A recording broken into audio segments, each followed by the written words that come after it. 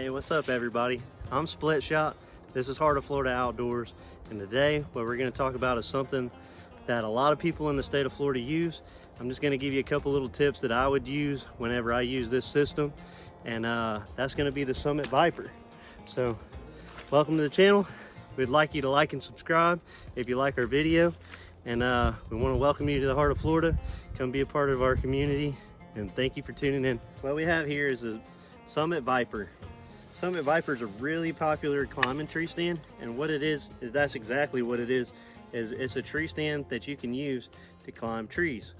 It is very mobile. It's a good setup for hunting public land. A lot of people here in Florida use this setup for, like I said, hunting public land basically.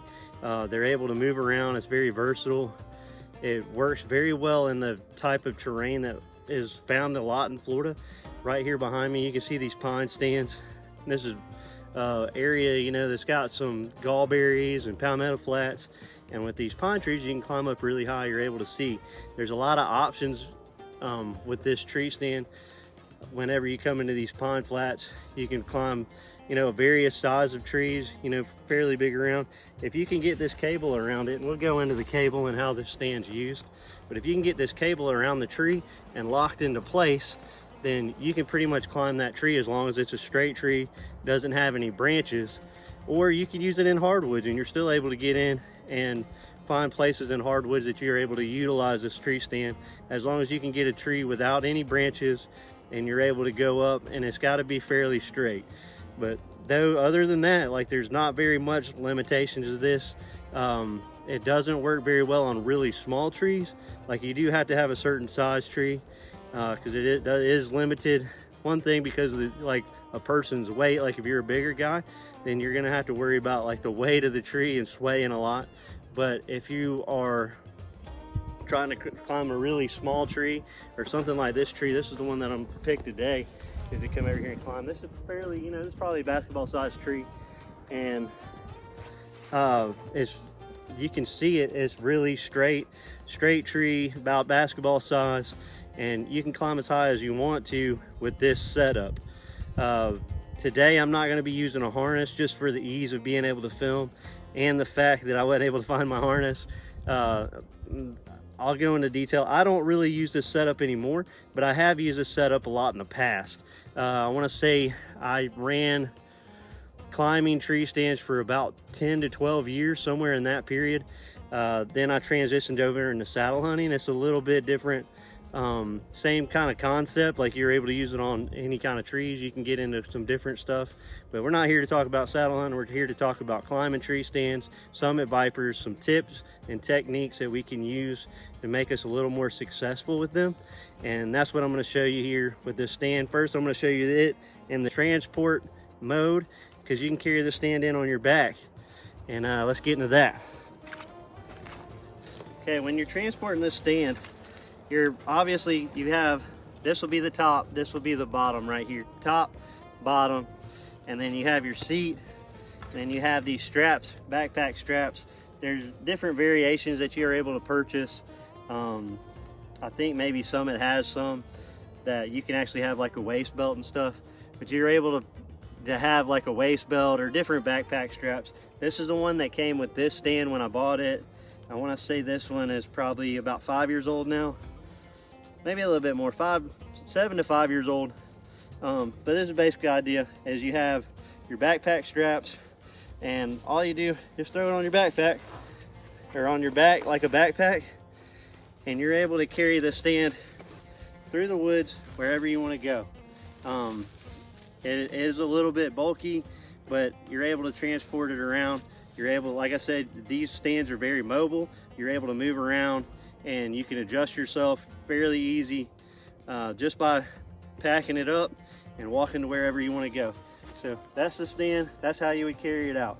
I like the cables down, and that just keeps everything kind of in more of a line. It's not hanging up above your head or anything like that. I have seen guys where they've had them up above their head.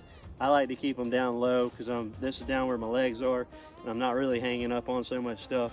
But another thing that I do whenever I transport these stands is these gear ties.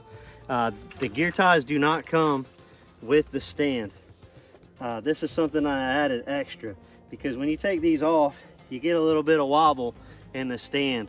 So whenever you're walking, this right here, if you don't have either one of these gear ties on, this will kind of like rattle a little bit if you're not careful. But once I put these gear ties on, this is something I started doing on a little later in my hunting period with these, is putting these gear ties on. It just gives it a little added support to make it to where they're a little quieter. And it wouldn't, these are, you know, very inexpensive. You can find them at Walmart, you can find them at Lowe's. They work really well. As you can see, whenever I put that on there, it takes that wobble out of the stand, and you don't have that noise. So I'm actually able to jump around with the stand. It's not going to be making any rattling kind of noises whenever I do that. Let me pull this thing off so you don't hear anything, but you're able to put this thing on your back with those gear ties, and you can actually jump up and down, and you're able to do this really without anything, no stand wobble or anything like that. I'm pretty silent. You can hear a little bit of the seat back here, to where like the clips on the seat make a little bit of noise, but for the most part, like, this stand now doesn't have metal clanking. So I really suggest, that's a good tip right there, is I really suggest these gear ties. You can get some bigger ones, and I'll show you another purpose for those gear ties once we get it onto the tree, because they do come in effect here later. All right, got our stand in our transport position. Come over, we found our tree. And the next step is to break it down, and we're going to take this stand in half and start to set it up on the tree. What you're going to do is, if you're running these gear ties, and if you see I got some tape too. Another thing is I tape this thing up. I think there's like 3 wraps of tape on it. And I put that anywhere like the stand, like the top and the bottom can make contact. So like if I make a mistake or something and I hit it together or it's a little bit loose, that'll keep this stand quiet. Like that muffles that sound. But you got your gear ties, take your gear tie, hold it over here, put it right back on the top, like on this rail. And like I said, these things will come into play here in a little bit, but flip it around, get this other side off, clip it onto your rail. Just a little loop right there. Your stand then comes apart. There's a couple of components to this stand. This right here would be your bottom. This is your base. You have your cable. This cable is what locks it into the stand. And you have these channel locks on here. There's like a little, if you can see that clip where my hand is, you pull that down, push the cable forward, and it just pops right out of place. And you can slide this cable all the way out, and then you can see it here where I have it. It's disconnected. There's your bottom, and that's your cable. That's how that works. What I'm going to do is set this over here, because it's really important that this thing goes together in a process to help you be a little bit more successful. Another really important piece that is connected, I always keep this connected to my bottom, is they come with these little ropes, these little, it's like a little strap that comes along. You connect it to the bottom somewhere on your stand, and then you've got this clip that you can run around and clip it back to itself. And that side will connect to its top. This bottom piece is what keeps you up in the tree. That part is what you're gonna be standing on. So once you get it over here, like you get ready to put it on the tree, you're gonna set this off to the side, because it's really important to come on and use your top. And the top comes apart just the same way. What you're gonna do, hit that little clip there, push down, and then it has that little channel and it guides it, and it'll come right out. And mine's a little bit worn from usage to where the coating around the cable has come off. But the reason I like to put the top on is because whenever you come in, you can put this top up high and you're able to run it up. And what you do is just backwards, as you come around, wrap it around the tree and grab it, pull this up, and you're just gonna do it reverse. You're gonna slip it right down into the channel to where it goes down. And this one is gonna lock pretty much all the way down into place, pull it back, and I like to hold that just so it doesn't make any noise. But now, as you can see, what's going on is these blades on the back are pushing into the tree and the cable are pulling on the tree. So what it does is it locks this stand into place. I can actually put a lot of pressure on it. It's just using leverage to hold it onto the tree. So once you get that on place, you're gonna look at what side of the tree you're gonna go up. What I'm gonna do is kick it off to the side, because we're filming right here. I'm gonna kick it over here. I'm gonna put it up high and up out of the way. So once I got it out of the way, I come back, do the same thing with the bottom. You're just gonna push it, unlock the cable, come around. And another thing that I'll give you a tip on, just in usage, is I like to keep one side all the way down, because most of the time you're only gonna need what is on this other, like your tag side. So if you're right-handed, I like to use my left side of the stand, like if I'm looking at it, the left side of my stand, I like to use that side as my tag side. So this side can stay locked. Whenever you're transporting it, you can keep it. It's just really simple. You just slide this all the way down on this side, and this side is always the same, so you don't have to adjust it. But if you do come into a bigger tree, then you can adjust this other side, this right side over here. But I'm gonna use this left side and run it around the tree just like I did the top. And it does the same thing. Same concept. Put the cable in, slide it all the way down. And right here, that is on the second notch.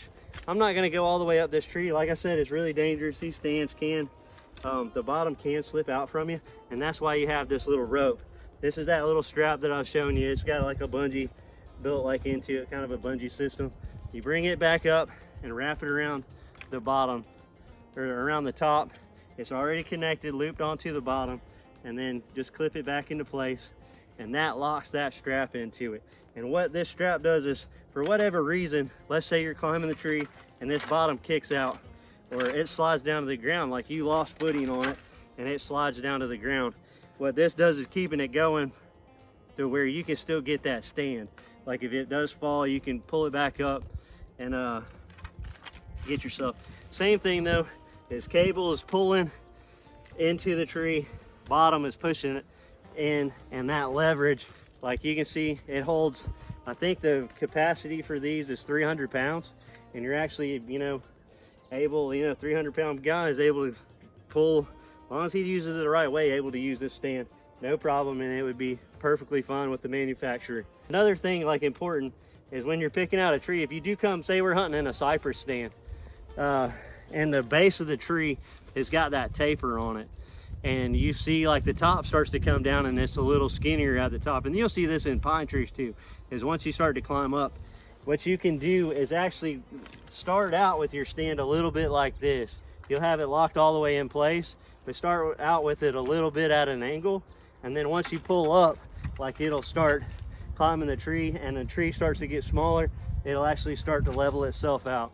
So you can do that, say we're hunting cypress trees or something down in a cypress swamp, or some of those gum trees will actually have a really big taper on the bottom of them. You just start with them up at an angle. It is a little bit of a pain in the neck, but you can get up pretty easy and it will level itself out over time.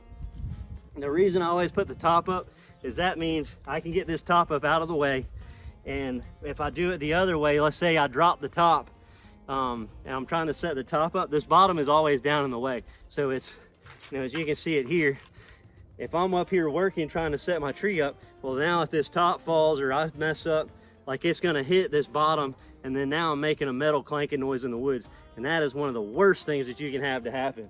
So like I said, put the top on first, get it up out of the way, then set your bottom on and pull it all the way down, as low as you can get it and still be able to get in.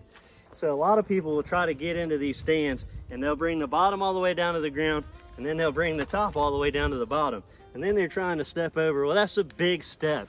You're just trying to get in that way. It's not an easy way to get in the stand, and it makes it where you could fall out if you're an older person, or maybe like even a shorter person. That's really hard to get in. So what I suggest whenever you go to get in these stands is actually pull this top all the way up. Just make it up really high. So whenever you go to get in, the only thing you have to do now is step into the bottom. That's not that far of a reach. That's just a little step, and I'm in. So now I just step into the stand,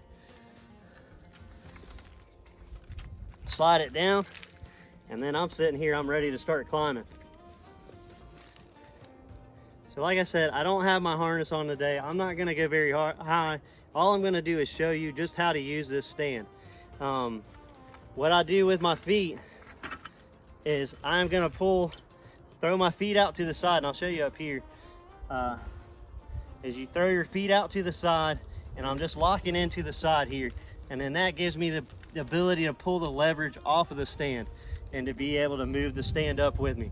So I'm gonna pull the top up. Top goes up about your waist, set it down, get it to bite into the tree. I'm gonna pull my feet up. So you don't see me trying to push up like this, because now that is all in my arms. And if something happens, like I'm not stable over here. So what I'm gonna do is just sit, my butt goes back here on the rail. Next thing I do, just pull my feet up, just like that. And right here, you can see my feet, and they're coming up. And the next thing I do is just pull myself back up, just like that. And if you want to go back the other way, you can go down just the same way. Sit down, pick your feet up, lean it forward, and come down.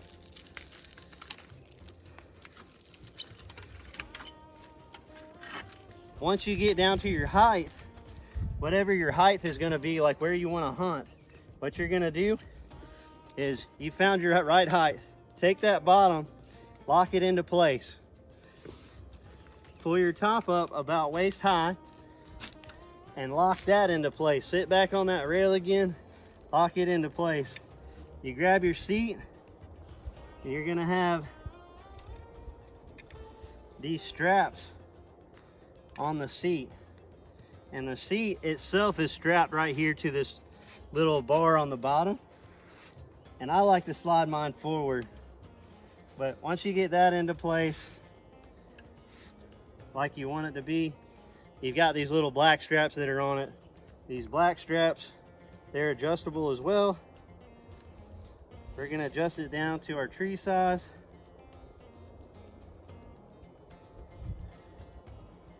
And it's okay to loop them around, like if you have to go a little bit further, and lock it into place.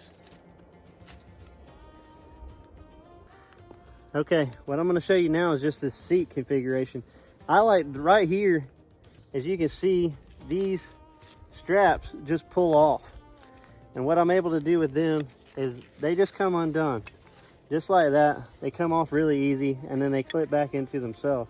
And they're adjustable, like you're able to move them up or down depending on where you want to sit.